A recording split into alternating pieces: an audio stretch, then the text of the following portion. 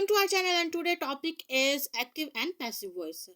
अगर आप हमारी वीडियोस को कंटिन्यूसली देख रहे हैं तो आपको पता है कि हमने टेंसेस पर जो है वो अपनी वीडियोस कंप्लीट कर ली हैं। इसके बाद हमने इन्हीं टेंसेस के एक्टिव को पैसिव में जो है चेंज करने के लिए रूल्स एंड रेगुलेशन को लर्न कर रहे हैं और उसकी प्रैक्टिस भी कर रहे हैं। ओके, हमने इससे पहले जो है present indefinite, present continuous, present perfect, past indefinite, past continuous, past perfect and आज हम स्टार्ट करने वाले हैं फ्यूचर। फ्यूचर के जो तीनों टेंसेस हैं जिनके एक्टिव पैसिव में चेंज हो सकते हैं, हम उनको करने जा रहे हैं। तो इसके लिए अगर आप चाहते हैं कि हमारी वीडियोस के नोटिफिकेशन आपको मिलते रहें और हम आपके साथ फ्रूटफुल नॉलेज शेयर करते रहें, तो इसके लिए आप हमारे चैनल को सब्सक्राइब करें ताकि हमारी बनने वाली हर वीडियो का नोटिफिकेशन आपको मिलता रहे। ओके जी, स्टार्ट करते हैं आज का लेक्चर। तो आपको पता है कि जब भी हम एक्टिव एंड पैसिव वॉइस को स्टार्ट करते हैं, उसकी वीडियो को स्टार्ट करते हैं, तो हम रूल्स एंड रेगुलेशन को ज़रूर जो है वो रिवाइज करते हैं। क्यों हम डेली इस वीडियो में, हर वीडियो में अपनी में इन रूल्स एंड रेगुलेशन को रिवाइज करते हैं, ताकि जब आप सारी वीडियोस ख़त्म कर चुको, आप सभी वीडियोस देख चुके हों, तो आपको फिंगर टिप्स पे ये सारे रूल्स याद हों। ओके, स्टार्ट करते हैं आज के rules. First and compulsory rule is that कि जब भी आप एक्टिव को पैसिव में चेंज करते हैं, whenever you will change active voice into passive voice, you have to use third form of the verb. Either there is first form, either there is second form or ing form, but when you will change active voice into passive voice, you will change these forms into third form, and this is a compulsory definite rule of the passive voice. और इसके बाद आप क्या करते हैं, यानी पहली form की जगह आपने पहली फॉर्म हो, दूसरी जो भी फॉर्म हो, वट एवर, नो प्रॉब्लम, लेकिन जब भी आपने एक्टिव को पैसिव में चेंज करना है, वो कोई सा भी टेंस हो, तो आपने उसकी पहली फॉर्म दूसरी फॉर्म की जगह थर्ड फॉर्म ही लगानी है। इसी से आपको पता चलेगा कि जो एक्टिव को पैसिव में चेंज करना, पैसिव का ये मेन रूल है। उसके बाद मेन रूल इसके बाद जो है वो है सब्जेक्ट जो है वो ऑब्जेक्ट की जगह चला जाता है, ऑब्जेक्ट जो है वो सब्जेक्ट की जगह आ जाता है। और आपने after immediate of third form and before of the object we will use by, यानी between of the third form and object we will use by को हमने इन दोनों के दरम्यान में लिखना है, थर्ड फॉर्म के बाद और ऑब्जेक्ट से पहले। ये भी एक कंपल्सरी रूल है, इसको फिंगर टिप्स पे आपको याद होना चाहिए। एक्टिव वॉइस का जब हमने पैसिव चेंज करना है, तो हमने उसका टेंस चेंज नहीं करना, उसका ज़माना नहीं चेंज करना, जिसमें हमने उसका एक्टिव है उसी में उसका पैसिव को चेंज करना है। जब ये बात आप अपने माइंड में रखेंगे तो आप कभी भी गलती नहीं करेंगे। ये बात माइंड में रखने वाली है कि जब भी एक्टिव को पैसिव में चेंज करना है तो उसी ज़माने में चेंज करना है। मीन्स अगर आप कंटिन्यूस को चेंज करने हो, उसके कंटिन्यूस के एक्टिव टेंसेस को, सेंटेंसेस को चेंज कर रहे हो पैसिव में, तो आपने उसको कंटिन्यूस टेंस में ही चेंज करना है। फ़र्क वहाँ पर सिर्फ आ जाता है हेल्पिंग वर्ब का, तो वो आपने हेल्पिंग वर्ब जो है वो याद करने हैं, याद रखने हैं अपने दिमाग में। फिर इसके बाद एक और इम्पॉर्टेंट रूल है, जो भी इंट्रोगेटिव सेंटेंसेस होते हैं या WH वर्डिंग क्वेश्चंस होते हैं, तो उनको हमने क्या करना है, जब हमने इसके एक्टिव को पैसिव में चेंज करना है, तो हमने ये वर्ड्स जो हैं इनको एज इट इज़ अपने सेंटेंस के शुरू में ही रखना है। उसके बाद हमने जो नेक्स्ट अपना सेंटेंस का जो अरेंजमेंट है वर्ड्स की जो बनानी है, वो इसी तरह से उसके अकॉर्डिंग टू रूल बनानी है। लेकिन ये वर्ड जो हैं WH क्वेश्चनिंग वर्ड जो है वो फिक्रे के यहाँ सेंटेंस के स्टार्ट में ही आएंगे। और इसके बाद आपने जो WHO हु से सेंटेंसेस शुरू होते हैं, उनको हु से जो है वो आपने नहीं लिखना पैसिव में, उनको बाय होम लिखने के बाद हमने जो भी हमारे जो अरेंजमेंट होगी, जो भी हमारा सीक्वेंस होगा हमारे वर्ड्स का, हमारे सेंटेंस का, उसके हिसाब से हम उसको करेंगे। ओके, आज हम करने जा रहे हैं फ्यूचर इंडेफिनिट। तो देखते हैं फ्यूचर इंडेफिनिट करने के लिए कौन से रूल्स हैं। ये है, यहाँ पर थोड़ी सी मिस्टेक है, क्योंकि ये फ्यूचर इंडेफिनिट टेंस है, तो इसके लिए हमने क्या करना, वर्ब की तीसरी फॉर्म से पहले विल के साथ, चूँकि हमें इंडेफिनिट में विल एंड शैल जो है वो हेल्पिंग वर्ब होते हैं, लेकिन उससे पहले हमने will be and shall be लगाना होता है। एक बात याद रखिएगा कि मैं यहाँ पर डिफरेंट बुक के सोर्सेज से आप लोगों के लिए लेक्चर जो है वो रेडी करती हूँ, प्रिपेयर करती हूँ, किसी एक बुक पर रिलाई नहीं करती। अब ये देखिए, ये मेजर मिस्टेक है, इनको मैंने जो था वो अंडरलाइन किया, और ये वो बुक्स हैं जो 9th 10th में हम जो है वो अपने स्टूडेंट्स को इनसे पढ़ाते हैं। तो कभी भी कोई चीज़ परफेक्ट नहीं होती है। आप किसी एक चीज़ पर रिलाई ना करें, आप डिफरेंट सोर्सेज जो हैं उनको सर्च करें, डिफरेंट सोर्सेज यूज़ करें। अब मेरे पास तकरीबन 10 के करीब ग्रामर पर बुक्स पड़ी हुई हैं, जिनकी से मैं सबसे कंसल्ट करने के बाद जो है वो अपना लेक्चर प्रिपेयर करती हूँ। और अपना लेक्चर प्रिपेयर करने के लिए मैं 10 बुक से कंसल्ट करती हूँ, लेकिन जो मैं आपके साथ बुक शेयर करती हूँ, मैं कोशिश करती हूँ वो बुक आपसे शेयर करूँ जिसमें रूल्स जो हैं वो कम से कम हैं। अभी किसी ने मुझसे कहा था कि उन्हें नोट्स चाहिए, तो मैंने उनसे कहा था कि मैं नोट्स से नहीं पढ़ाती, मैं मेरे पास वोकेबलरी इस पे ग्रामर पे बुक्स होती हैं, उन सबको कंसल्ट करने के बाद जो मैं आप लोगों के लिए आसान से आसान लेक्चर तैयार करने की कोशिश करती हूँ। तो ये यहाँ पर मिस्टेक मैंने हाईलाइट की है, लेकिन हमने क्या करना है, हमने पास्ट सॉरी फ्यूचर इंडेफिनिट के जब एक्टिव को पैसिव में चेंज करना है, विल के साथ बी का यूज़ करेंगे, ये हमारा हेल्पिंग वर्ब है, थर्ड फॉर्म हमने यूज़ करनी ही करनी है, और बाकी जो है वो सीक्वेंस के हिसाब से जो भी हमारा है उसको करते हैं। ओके, बढ़ते हैं आज के लेक्चर की तरफ। तो आज का लेक्चर है active voice, passive voice, future indefinite tense. देखते हैं फ्यूचर इंडेफिनिट का वैसे जो हमारा स्ट्रक्चर है, फॉर्मूला है, वो क्या होता है। सब्जेक्ट आता है शुरू में, हेल्पिंग वर्ब आता है, पहली फॉर्म होती है, लास्ट पे ऑब्जेक्ट आता है। हेल्पिंग वर्ब फ्यूचर है चूंकि, तो फ्यूचर के लिए जो है वो विल एंड शेल का इस्तेमाल होता है। विल हमें पता है किसके लिए इस्तेमाल होता है, शेल किसके इस्तेमाल होता है। तो इसके लिए हमने क्या करना है, शेल जो है वो आई और वी के लिए इस्तेमाल होता है, बाकी सबके साथ हम विल इस्तेमाल करते हैं। वो use will with all nouns and with noun or other our objects subjects, sorry, except than I and we. I और वी के साथ सिर्फ शैल इस्तेमाल होता है, बाकी सबके साथ हम विल इस्तेमाल करते हैं। They will, he will, she will, you will, और बाकी सबके साथ आई शैल एंड वी शैल, इनके साथ शेल का इस्तेमाल होगा, बाकी सबके साथ हम विल का इस्तेमाल करेंगे। ये है फ्यूचर इंडेफिनिट का स्ट्रक्चर। देखिए, ज़्यादा रूल्स की लिस्ट मैंने नहीं रखी, मैंने आपको शॉर्ट सा बताया है, और आप जब भी कोई रूल्स को लिखेंगे पढ़ेंगे तो ये उनका मैंने उनको समराइज कर दिया, उनको मैंने सम अप कर दिया है।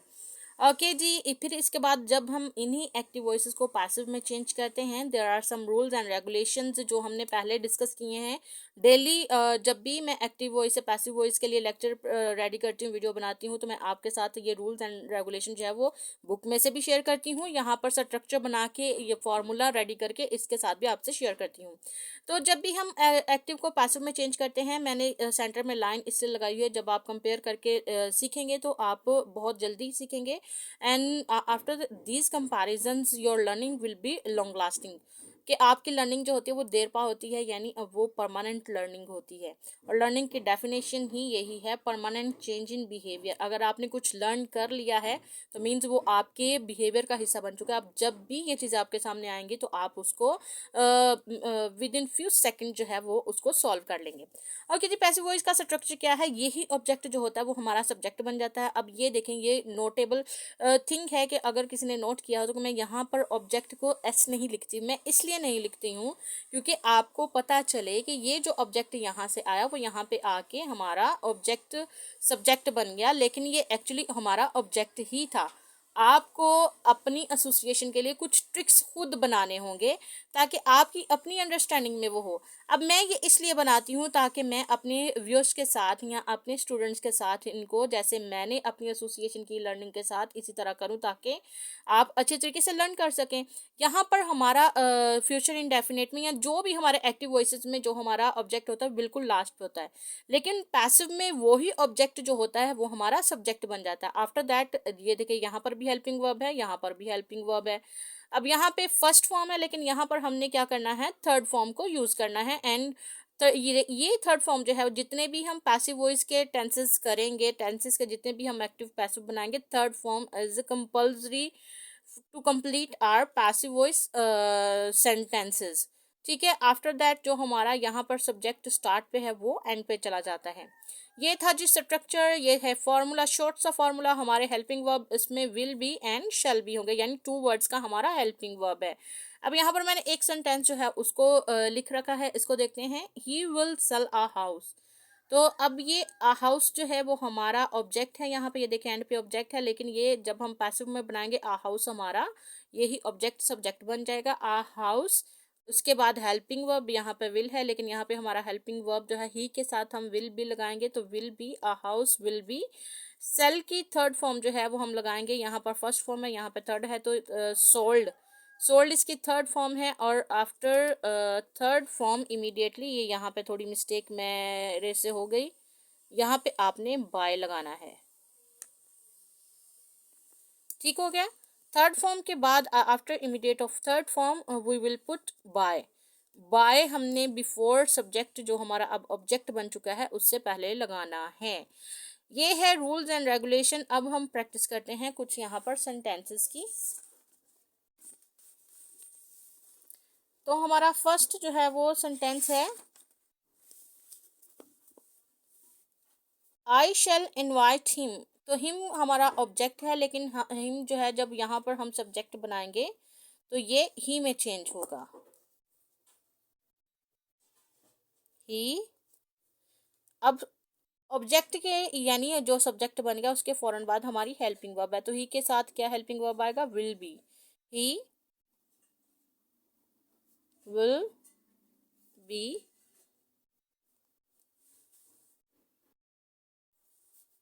ही विल बी इनवाइट, यानी थर्ड फॉर्म। हेल्पिंग वर्ब के फौरन बाद हमने क्या लगाना है, थर्ड फॉर्म।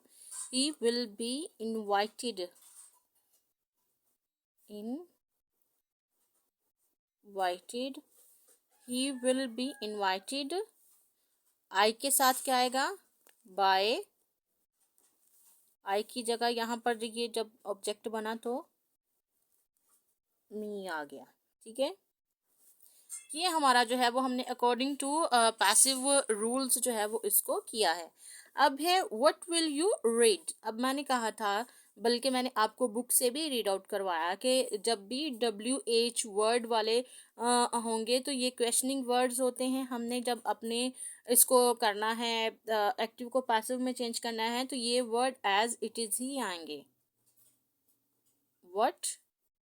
ठीक है, फिर इसके बाद जो है वो हमने क्या करना है कि हमारा जो अरेंजमेंट है वर्ड्स का वो यही आएगा, व्हाट विल ऑलरेडी है, व्हाट विल के साथ हम क्या लगाएंगे, बी, व्हाट विल बी। फिर इसके बाद थर्ड फॉर्म हमारी ये जो हमारा हेल्पिंग वर्ब के फौरन बाद हमने क्या लगाना है, हमारा ऑब्जेक्ट है, तो हेल्पिंग वर्ब के फौरन बाद हम क्या लगाते हैं, ये हमारा हेल्पिंग वर्ब है, इसके फौरन बाद हम थर्ड फॉर्म लगाते हैं, what will be red. And immediate of after third form we will use by। ये हमारा यहाँ पर सब्जेक्ट था, इसको हमने ऑब्जेक्ट बनाया, बाय यू, क्वेश्चन मार्क हम ऐड करेंगे। मीन्स इसमें हमने ज़्यादा चेंजिंग नहीं की है, लेकिन सिर्फ उसके हिसाब से ये वर्ड जो है वो यहाँ पे रहा, विल के साथ हमने बी लगाया।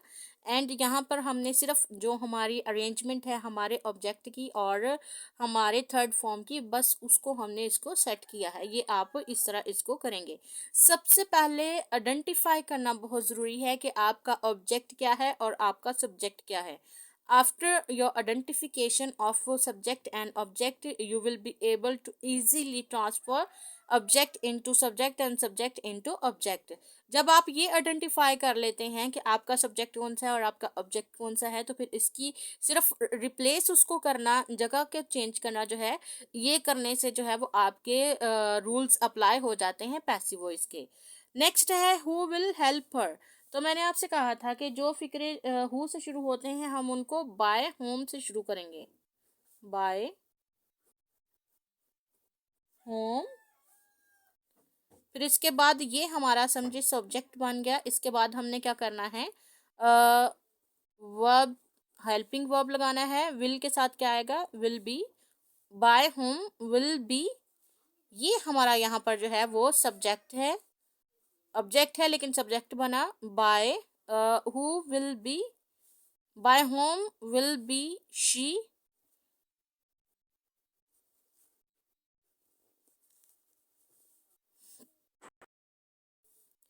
जब भी हम अपना क्वेश्चनिंग या इस तरह का करते हैं तो हमने क्या करना होता है, हमने अपने हेल्पिंग वर्ब को स्प्लिट कर देना। हमारा टू वर्ड्स का हेल्पिंग वर्ब है, देखिए ज़रा, विल बी हमारा टू वर्ड्स का हेल्पिंग वर्ब है, लेकिन ये क्वेश्चनिंग फॉर्म में है। तो हम क्या करेंगे, by whom will she be, हमने अपने हेल्पिंग वर्ब को स्प्लिट करना है, विल बी हेल्प्ड,